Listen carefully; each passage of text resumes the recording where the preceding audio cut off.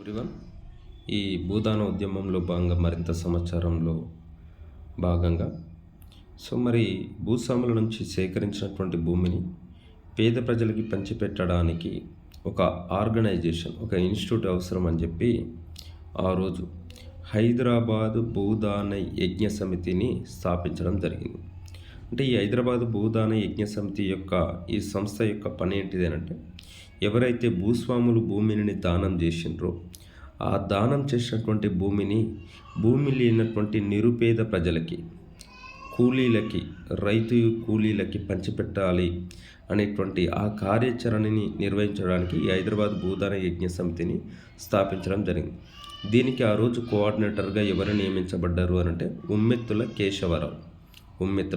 దీంట్లో ఉన్నటువంటి సభ్యులు కేతిరెడ్డి కోదండరామిరెడ్డి, సంగం లక్ష్మీబాయి.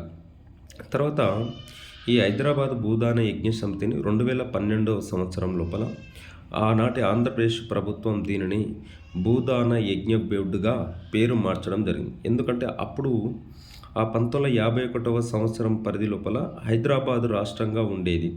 కానీ 2012 సంవత్సరంలో అంటే హైదరాబాద్ భూదాన యజ్ఞ సమితి రాష్ట్ర ప్రాతిపదికన పేరు పెట్టడం జరిగింది. కానీ తర్వాత కాలంలో ఆంధ్రప్రదేశ్గా అవతరించింది కాబట్టి 2012 సంవత్సరం లోపల ఆంధ్రప్రదేశ్ ప్రభుత్వం దీనిని భూదాన యజ్ఞ బోర్డుగా పేరు మార్చడం జరిగింది. పేరు మార్చినప్పుడు దానికి అధ్యక్షులుగా పనిచేసినటువంటి వారు ప్రభాకర్.